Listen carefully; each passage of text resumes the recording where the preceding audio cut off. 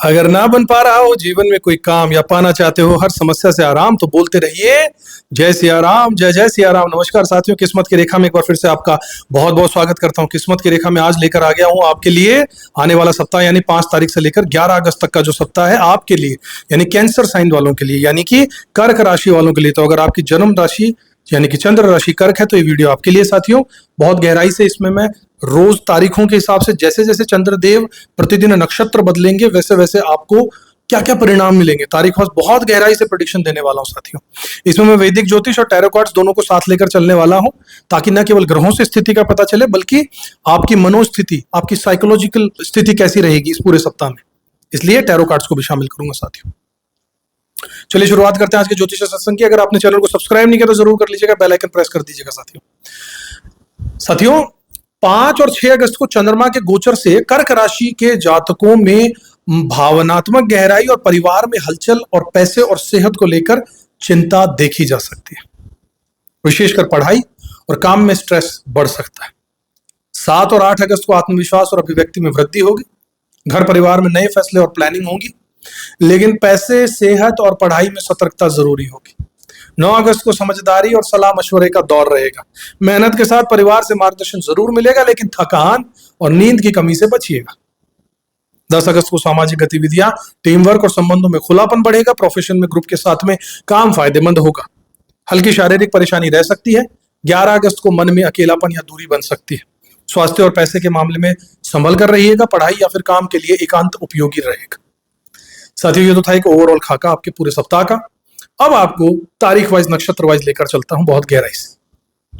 सबसे पहले चंद्रदेव का गोचर 5 अगस्त 2025 मंगलवार को सुबह 11:22 तक ज्येष्ठ नक्षत्र में रहेगा, जिसके स्वामी बुध देव हैं। और बुध देव आपके तीसरे और 12वें भाव के स्वामी होते हैं, और इस दिन ये आपके पहले घर से गोचर कर रहे होंगे। ज्येष्ठ नक्षत्र में चंद्रमा का गोचर कर्क राशि वालों को थोड़ा सीरियस और इमोशनल बना देगा। रिलेशनशिप में गहराई होती है, लेकिन कुछ लोग इमोशनल ड्रामा या फिर मैनिपुलेशन में फंस भी सकते हैं। इससे बचिएगा। फैमिली में बुजुर्गों की हेल्थ पर ध्यान देना बहुत जरूरी होगा। पैसे की स्थिति को लेकर थोड़ी चिंता आप में बढ़ सकती है, खासकर अगर कोई उधारी है। काम में जिम्मेदारी ज्यादा लगेगी, लेकिन किसी का हिडन सपोर्ट भी आपको मिल सकता है। हेल्थ में थकावट या ब्लड प्रेशर से जुड़ी दिक्कत आपको हो सकती है, और पढ़ाई में ध्यान केंद्रित करने के लिए सॉलिट्यूड अच्छा रहेगा। थोड़ा एकांत में पढ़िए, अपने आप के साथ अकेलेपन में पढ़ना अच्छा रहेगा। इसके बाद साथियों, चंद्रमा का गोचर 6 अगस्त 2025 बुधवार को दोपहर 1 बजे तक मूल नक्षत्र में रहने वाला है, जिसके स्वामी केतु देव हैं। और केतु देव आपकी जन्म कुंडली में 5वें घर के स्वामी हैं, और इस दिन ये आपके दूसरे घर से गोचर कर रहे होंगे। मूल नक्षत्र का समय कर्क राशि वालों के लिए थोड़ा सा उथल पुथल वाला हो सकता है। रिलेशनशिप में बातों का उल्टा मतलब निकाला जा सकता है, इसलिए कुछ भी बोलने से पहले सोचिएगा। घर में कोई पुराना मुद्दा भी उभर कर आ सकता है। पैसे के मामले में रिस्क मत लीजिएगा, और किसी को उधार देने से पहले सोच लीजिएगा। कामकाज में बदलाव की भावना रहेगी, लेकिन जल्दबाजी से नुकसान भी हो सकता है। हेल्थ में अचानक से पीठ दर्द या जोड़ों की तकलीफ आपके सामने आ सकती है। पढ़ाई में मन नहीं लगेगा, इसलिए छोटे छोटे टारगेट को बनाकर चलिएगा। बहुत ज्यादा लंबा नहीं कि मैं आज इतना सब कुछ पढ़ लूंगा, नहीं होगा। छोटा सा टारगेट बनाइए, पूरा करके फिर दूसरा बनाइए। इसके बाद साथियों, 7 अगस्त 2025 गुरुवार को दोपहर 2 बजे तक पूर्व आषाढ़ नक्षत्र में चंद्रदेव का गोचर रहेगा। इसके स्वामी शुक्रदेव हैं, और शुक्रदेव आपके चौथे और 11वें भाव के स्वामी, और इस दिन ये आपके 12वें घर से गोचर कर रहे होंगे। पूर्व आषाढ़ नक्षत्र में चंद्रमा का ये गोचर कर्क राशि वालों को थोड़ा सा कॉन्फिडेंट और एक्सप्रेसिव बना देगा। आप अपनी बात को स्ट्रांगली रखने की कोशिश करेंगे, जिससे रिश्तों में या तो बॉन्डिंग बढ़ेगी, बहस हो सकती है, या घर में कोई नई प्लानिंग हो सकती है, जैसे ट्रैवल या कोई फैसला लेना हो। पैसों को लेकर आप थोड़ा सा डेयरिंग हो सकते हैं, लेकिन सोच समझकर ही कोई कदम उठाइएगा। काम में आप लीड लेना चाहेंगे, और आपकी बात मानी भी जा सकती है।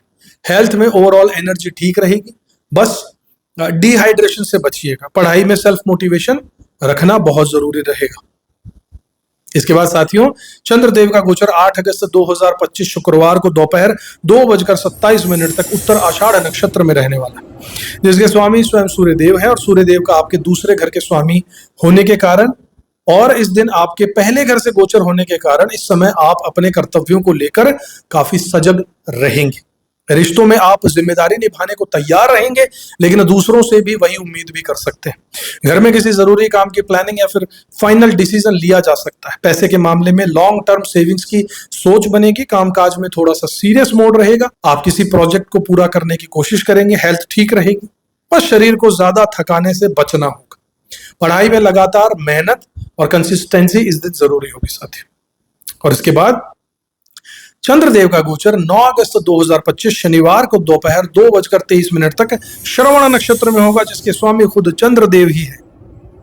और चंद्रदेव आपके पहले भाव के स्वामी भी हैं, लग्नाधिपति हैं, और इस दिन ये आपके छठे घर से गोचर कर रहे होंगे। और श्रवण नक्षत्र में चंद्रमा का असर आपको सीखने और समझने की ओर ले जा सकता है। रिश्तों में आप किसी की बातें सुनेंगे और उससे मीनिंग भी ढूंढेंगे। परिवार में कोई सलाह मशवरा चल सकता है। बुजुर्गों से कुछ गाइडेंस मिल सकती है। पैसों के मामले में कोई पुराना या काम दोबारा एक्टिव हो सकता है। काम में कम्युनिकेशन और ध्यान से सुनना जरूरी होगा, तभी फायदा मिलेगा। हेल्थ में नींद की कमी या फिर थकावट हो सकती है। आराम बहुत जरूरी होगा। स्टूडेंट्स के लिए यह समय गहरी स्टडी और संशोधन के लिए उपयुक्त रहेगा। इसके बाद साथियों चंद्रदेव का गोचर 10 अगस्त 2025 रविवार दोपहर 1:02 तक धनिष्ठा नक्षत्र में रहेगा, जिसके स्वामी मंगलदेव है। और मंगलदेव आपके 5वें घर के और 10वें घर के स्वामी, और इन दिनों ये आपके तीसरे घर से गोचर कर रहे होंगे। तो धनिष्ठा नक्षत्र पे ये असर कर्क राशि वालों को थोड़ा सा सोशल और एक्टिव बना देगा। रिलेशनशिप में आप ज्यादा एक्सप्रेसिव हो जाएंगे, लेकिन कभी कभी ओवर कॉन्फिडेंस भी आपको मार सकता है। घर में कोई छोटा कार्यक्रम, गेट टुगेदर या फिर प्लानिंग हो सकती है। पैसों की बात करूं तो किसी ग्रुप या टीम से लाभ मिल सकता है। प्रोफेशन में टीम वर्क से अच्छा रिजल्ट आएगा, लेकिन दूसरों की तारीफ भी जरूरी है। हेल्थ में जॉइंट्स या मसल्स में हल्की परेशानी हो सकती है। स्टूडेंट्स के लिए ग्रुप डिस्कशन या प्रेजेंटेशन फायदेमंद रहेगा। इसके बाद साथियों 11 अगस्त 2025 सोमवार को दोपहर 1 बजे तक शतभिषा नक्षत्र में चंद्रदेव का गोचर रहेगा, जिसके स्वामी राहुदेव है। और राहुदेव आपके घर में कुंडली में 8वें घर के स्वामी, और उनका गोचर इस वक्त 8वें ही घर से हो रहा है। तो शतभिषा नक्षत्र का यह असर आपको थोड़ा सा इनवर्ड और डिटैच्ड बना सकता है। रिश्तों में आप थोड़े थोड़े दूर रहना चाहेंगे, खासकर अगर किसी से नाराजगी है तो। घर में कोई हेल्थ रिलेटेड इश्यू सामने आ सकता है या किसी की चिंता सता सकती है। पैसे की स्थिति को लेकर थोड़ी सी चिंता या उलझन रहेगी, इसलिए कोई नया एक्सपेरिमेंट मत कीजिएगा। कामकाज में थोड़ा सा मोनोटोनस मूड रहेगा।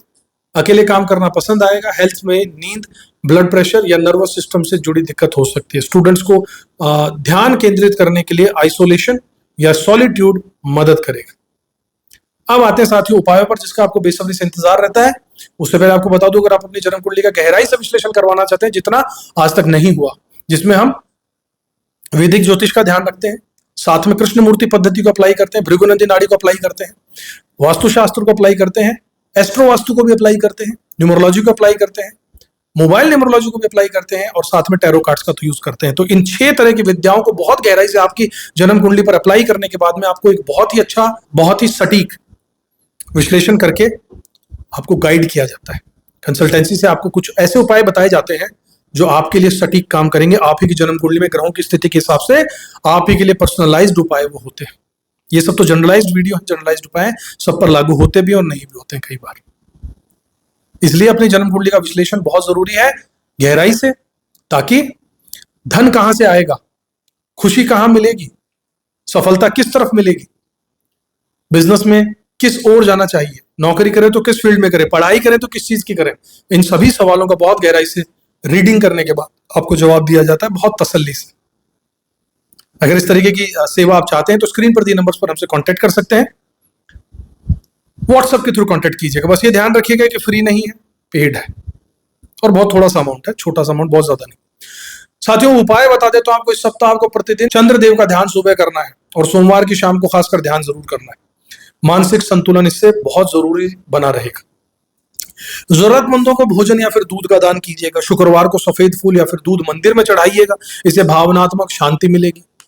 अध्ययन या फिर मानसिक शांति के लिए एकांत में बैठकर मेडिटेशन या मौन व्रत रखिएगा, विशेषकर जब तनाव या थकान हो तब। कोई भी बड़ी आर्थिक या भावनात्मक बातचीत 11 अगस्त से पहले टाल दीजिएगा।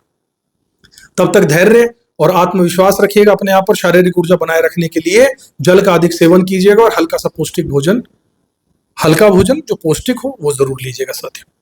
तो ये था साथियों आने वाले सप्ताह के बारे में आपकी पूरे तरीके से गहराई से विश्लेषण। आपकी जन्म कुंडली के हिसाब से आप चाहें तो आप हमसे संपर्क कर सकते हैं और गहराई से अध्ययन हो जाएगा। अगले वीडियो में जब तक आपसे मुलाकात करो तब तक खुश रहिएगा, अपना कर्म करते रहिएगा और ऊपर वाले में विश्वास ऊपर वाले में जरूर कीजिएगा। जय श्री राम। किस्मत की